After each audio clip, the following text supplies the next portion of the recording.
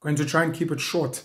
This video was inspired by the piece by Gayton McKenzie in his speech at the Biz News conference, particularly around illegal foreigners, illegal immigrants in South Africa. Last year, early in the year, Nhlanhla Lux was trending a lot in this country, and particularly Operation Dudula, and specifically around the issue of illegal foreigners in South Africa, and for other people, foreigners in general. I made quite a few videos around that time trying to explain my stance around foreigners, illegal foreigners, etc. A lot of people were confused, and at the time I even said, look, my stance might change over time, but at the time I was saying, I don't work for government. I'm not a politician. So for me, worrying about the borders per se is not that important. That is something that our tax money pays the government, Cyril, his cabinet ministers, the members of parliament, and government departments to sort out the borders, the border fences, the immigration control, home affairs, etc. And they are doing a very poor job, number one. And number two, a lot of the borders just don't exist, even around places like Lesotho, Eswatini, Mozambique, Zimbabwe, of course, which is quite popular, Botswana, all the way to Namibia.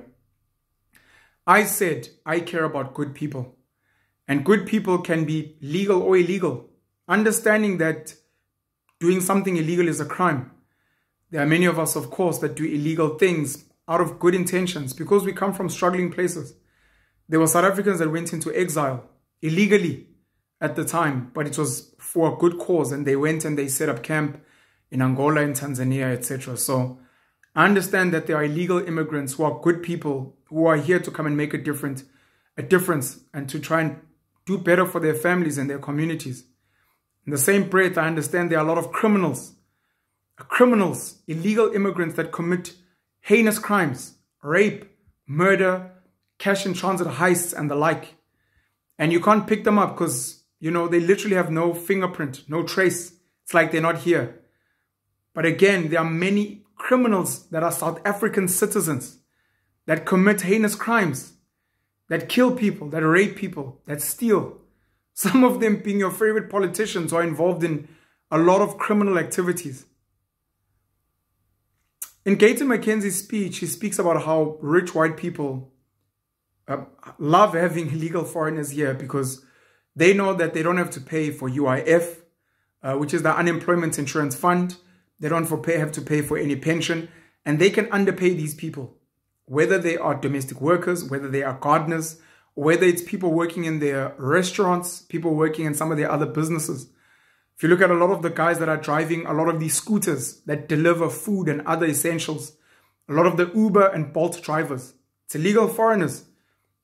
And it's easy to use them because you can underpay them. There's no unions that they are part of, etc. And he was saying we need to hire South Africans. And I largely agree because that's how you create jobs for South Africans. I don't know if I finished my point on the borders. I was saying I believe in good people. There are good South Africans. There are good foreigners. A lot of good legal foreigners, of course. There are a lot of good illegal foreigners. This is what I wanted to say. As much as we may blame wealthy white people, maybe some Indians, maybe some colored, some Chinese people who use foreigners in this country, there are many what we consider poor and middle class black South Africans who benefit a lot from illegal foreigners in this country for largely the same reasons.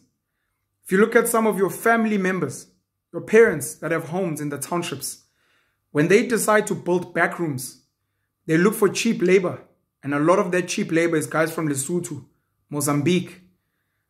If you look at a lot of your sisters, a lot of your female cousins, when they do their hair, braiding and all these other things that cost a lot of money and take a lot of time, they use a lot of illegal foreigners that do their hair. It could be Zimbabweans, it could be people from other places, it could be ladies from Malawi.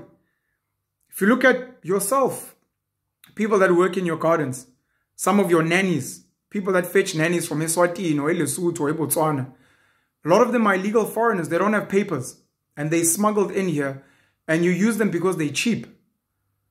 Even black business owners use a lot of illegal immigrants and foreigners because they are cheap labor. So yes, it's always easy to point fingers at other people, but there are a lot of South Africans I mean, in the townships, people that buy from Pakistani, Somalian, Bangladeshi businesses. A lot of those guys are undocumented. A lot of them either buy their papers, so they bribe, or they even get SA ID cards illegally. But people support them. But then they bash them and they say, these people shouldn't be here. I've said this before.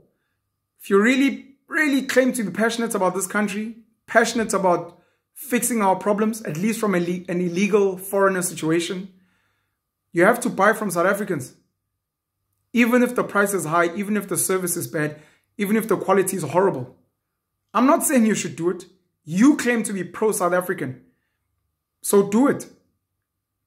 But because most people are hypocrites, they won't. And they'll keep blaming the wrong people. And we'll keep being frustrated and angry. Something to think about. And I thought I'd share this video just to share those thoughts from my side about illegal foreigners and illegal immigrants in South Africa. Looking forward to hearing your thoughts about this very controversial, very sensitive topic as well. The Black Pen. Cheers.